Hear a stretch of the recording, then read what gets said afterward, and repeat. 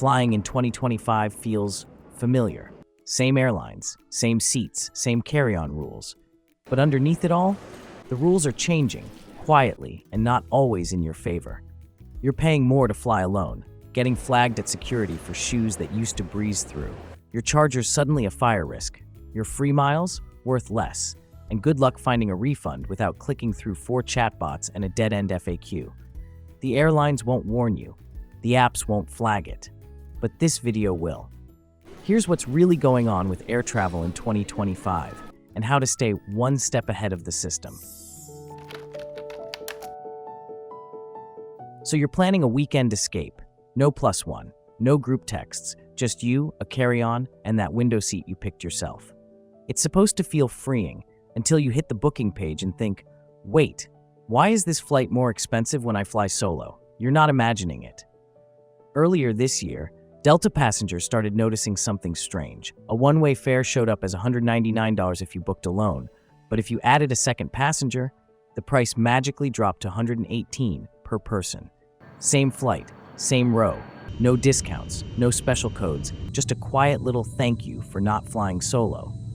Turns out, this was part of a sneaky pricing system tied to something called accompanied travel.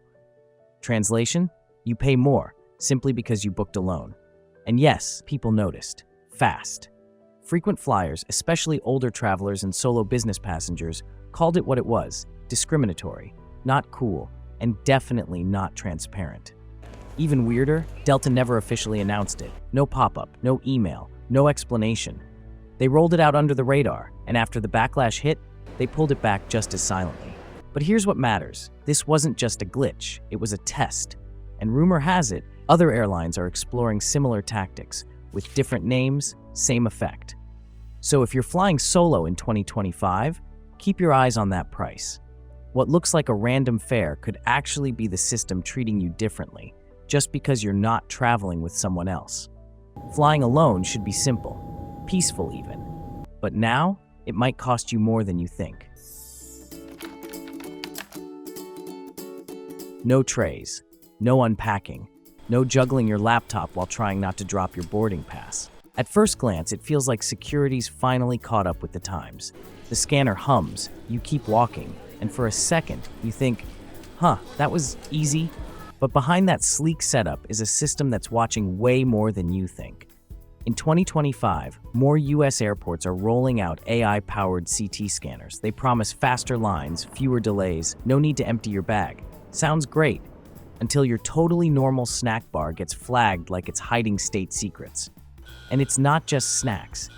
Take this pair of sneakers. Totally normal. Foam soles, a little thick, sure, but nothing that's ever raised an eyebrow. With the old scanners, no issue. They'd go through 100 times without a beep, but put them in front of the new AI-powered system, instantly they're a red flag. The scanner zeroes in on the midsole, sees an unusual density pattern. Not metal, not a threat, just more cushioning than the algorithm expected. That's all it takes, a quiet flag, a manual inspection. And now your shoes are being handled like they might contain microchips and bad intentions, when all they really have is extra arch support. That's the trade-off. The smarter the scan, the pickier the filter. Stuff that used to slide through without a second glance is now getting pulled for extra screening, just in case. And the weirdest part? It's not consistent. One terminal has the AI scanners. The next still runs on the old playbook. Laptop out, liquids in a baggie, belt off, arms up. Same passenger, same bag, same pair of shoes. Different rules, depending on the machine in front of you. So yes, the new tech is faster. Yes, it's smarter. But it also means your shoes, snacks, and charger cables are now part of an algorithm's trust issues. Because in 2025, getting past security isn't the win. It's outsmarting the scanner that's judging every sock, sole, and snack bar.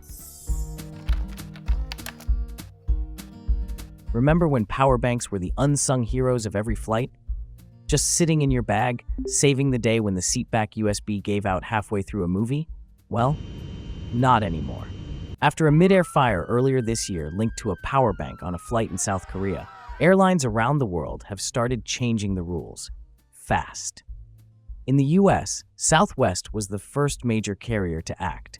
Starting May 2025, they've banned passengers from using power banks stored in overhead bins. If you want to charge mid-flight, your device and your charger has to stay visible. Think seat back pocket, tray table, or in your hand. If it's out of sight, it's a risk, and the flight crew might ask you to unplug or move it. The reason? Safety and speed. If something starts overheating, they need to see it and reach it instantly. Seconds matter, and nobody wants their plane rerouted because someone's charger decided to throw a tantrum at 35,000 feet. And don't assume your fancy brand gets a pass.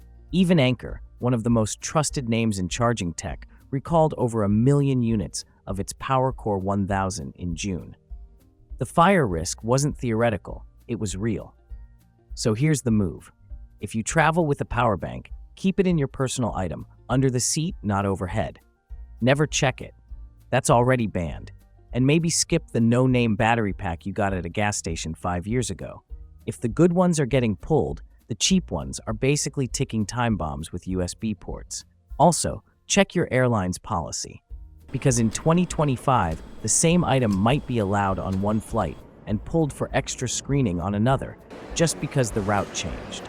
Seriously, don't be the reason for an unscheduled landing because your power bank couldn't handle turbulence. They look sleek. A carry-on that charges your phone, a scooter suitcase for the terminal sprint, even Bluetooth tags hidden in your backpack. But in 2025, if that smart device has a built-in lithium battery and you can't remove it, you might not be getting on the plane. It doesn't matter if it's turned off. It doesn't matter if you promise not to use it. If the battery's built in and non-removable, that's it. It can't fly. Not in the cabin, not in the cargo hold. Why? Because lithium batteries overheat. And if that happens mid-flight, especially in the belly of the plane where no one can reach it, it's a real safety risk. Airlines aren't playing the what-if game anymore. Even smaller stuff is getting flagged. Smart backpacks, GPS luggage tags. If the battery's not clearly labeled, removable, or protected, expect questions. Now, if your device does have a removable battery, you're not in the clear yet. That battery has to go in your carry-on. Terminals covered. Ideally in a fireproof pouch, and be ready to show it if asked. And here's the number that matters: 160 watt-hours. Anything above that, doesn't matter how safe it looks. It's banned. Full stop. So before you head to the airport, check your gear. Can the battery come out? Is the label visible? If the answer's no, you might be better off shipping it ahead or leaving it behind, because once you're at the gate, there's no let me Google it. The only place it's going is off the plane. You've stayed loyal, flown the same airline for years, collected miles, tracked promotions, and saved up for that someday trip. But in 2025, those perks are getting harder to use, and the change is happening quietly. Award seats that used to be easy to find, now they vanish the moment you log in. Routes that once cost 25,000 miles now demand 60,000. And good luck finding one without a 6-hour layover in a city you weren't planning to visit. And airlines aren't exactly advertising the shift. There's no email, no big announcement, just a silent update to the rules behind the scenes, until one day, the redemption you've been eyeing suddenly doubles in cost, or disappears altogether. It's not that you missed something, it's that the rules changed and no one told you. So if you've got points sitting there waiting for the perfect time, don't wait too long. That window might have already closed. Try canceling a delayed flight, or requesting a refund, or even just updating your name after getting a new ID. Sounds simple, until you're 3 clicks in. You land on the airline's website. It sends you to the Help Center. The Help Center offers a chatbot. The chatbot forwards you to customer service. Customer service sends you right back to the website. By the 4th loop, you're not even angry at the airline anymore. You're yelling at your browser. But this isn't some technical glitch. It's design, on purpose.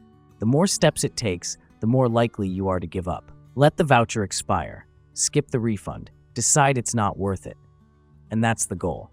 These support systems are dressed up to look helpful. Polished layout, friendly copy, quick buttons. But when something goes wrong, you realize there's no real person behind the curtain.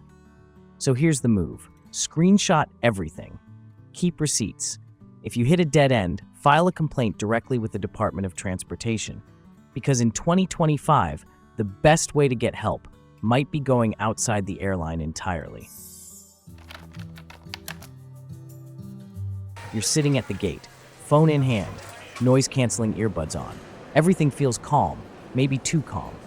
Then you glance up and the screen's changed. Your flight's gone. The gate's empty. And the plane? Already pushing back from the jet bridge. No boarding call, no final announcement, no last chance echoing through the terminal. This isn't a mistake, it's the new normal. Airports around the world are dialing down the noise. Zurich, Helsinki, Kuala Lumpur, and now some terminals in the US are starting to do the same. No loudspeaker, no last call, just screens and apps. That's it. And yes, people are missing flights because of it. In May, a woman in Zurich missed her connection to Rome, even though she was seated near the gate the entire time. No alerts, no screen checks, no announcement, just silence and a closed boarding door. These silent airport policies are designed to reduce noise and create a more relaxed environment. But unless you're constantly checking your phone or watching the gate board like a hawk, you're flying blind. It's especially tough on travelers who aren't glued to tech, older adults, families juggling kids, or anyone unfamiliar with the layout. One missed update, and you're out.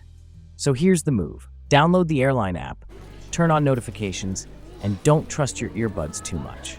Because in a silent terminal, there are no second chances, no rebooking, no sympathy, just a very quiet trip to the customer service desk. It's been 3 months since Real ID officially took effect, and across airports from coast to coast, travelers are still getting turned away at security like it's day one. They show up like usual, boarding pass ready, license in hand, bags packed. But when the TSA officer checks the ID and doesn't see the gold star, that's where the smooth part of the trip ends. In some cases, you're denied outright. No compliant ID, no boarding. But what's more common and more stressful is what happens next. Extra screening, more questions, and a sudden clock you didn't know you were racing against. 1 minute, you're moving through the line like everyone else. The next, you're being pulled aside, asked to verify your identity with additional documents, maybe even sign a statement, all while watching your departure time close in. Real ID has moved from a future requirement to a present-day filter. If your license doesn't meet federal standards, TSA either treats it as invalid or makes you prove who you are another way. And that verification process? It takes time you probably didn't budget for. Yes, a passport still works, and yes, some TSA agents prefer it. It scans faster, fewer issues. But most people don't bring a passport for a domestic flight, and unless your license has been upgraded, that decision might cost you. Especially in states like California and New York, where DMV appointments are backed up for weeks, fixing it last minute isn't exactly realistic. TSA agents are seeing it daily. Longer lines, frustrated travelers, missed flights, not because anyone broke a rule, but because their ID quietly stopped being enough. So check your license. Really look at it. No gold star? You'll need a backup, either a passport or time for a longer screening, because the line might let you in. But the clock won't wait. For years, getting a refund from an airline felt like trying to return socks to a vending machine. Delayed flight? Too bad. Lost luggage? File a complaint and wait forever. Paid for Wi-Fi and legroom, but got neither? That's just airline flexibility, right? But that's finally changed. As of late 2024, the US Department of Transportation stepped in with new rules, and this time, they're not suggestions. If your domestic flight is delayed more than 3 hours or 6 hours internationally, you're entitled to a refund. Not a credit, not a flight voucher. A real refund, back to your card within 7 days. Paid with cash or points? You've got up to 20. Bags delayed? Add-ons never delivered? Same deal. Airlines are now required to pay up if they didn't provide what you paid for, and if you're involuntarily bumped from a flight because they oversold it, you could get up to $2,150 in compensation, depending on how late you arrive. And no, it's not in travel credit. It's real money. There's more.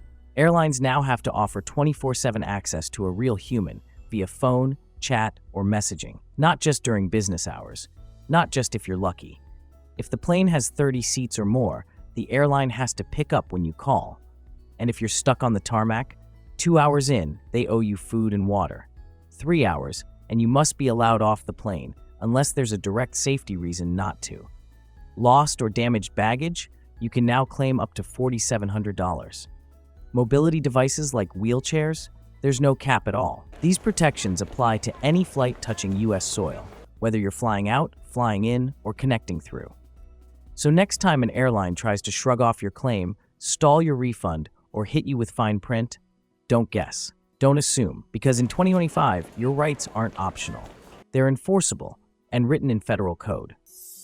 Flying in 2025 still looks familiar. Same seats, same boarding zones, same polite emails. But behind the scenes, the rules have changed, quietly. And the systems are built to make it look like your fault when something goes wrong. Missed your flight? You weren't watching the screen. Bag got flagged? You packed it wrong. Refund denied? Should have read the fine print. Except it wasn't your mistake. It was their system, working as designed. So if you've ever flown solo, used an old charger, or booked with points, someone you care about is probably one step away from getting blindsided too. Send this to them before their ticket, their shoes, or their license gets them stopped at the gate.